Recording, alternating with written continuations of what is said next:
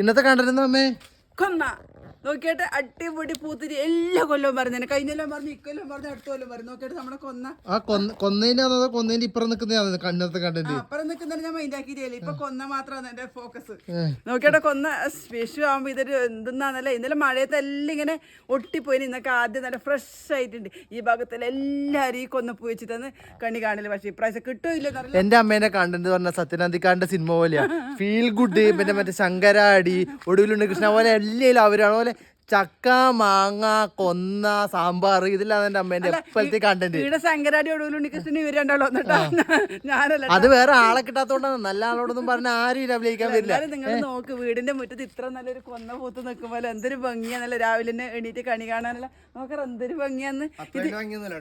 ഓനത് മനസ്സിലാവില്ല കേട്ടോ. പക്ഷെ ഇത് നല്ല പാകാണ്. ആ മഞ്ഞയും പച്ചയെല്ലാം കളർന്നിട്ട് ഇങ്ങനെ വിരിയാൻ പോകുന്നത്. പക്ഷെ വിഷു നമുക്കുണ്ടല്ലോ എല്ലാം വിരിഞ്ഞ് തീരും കേട്ടോ. വെറും പൂ മാത്രമേ ഉണ്ടാവില്ല.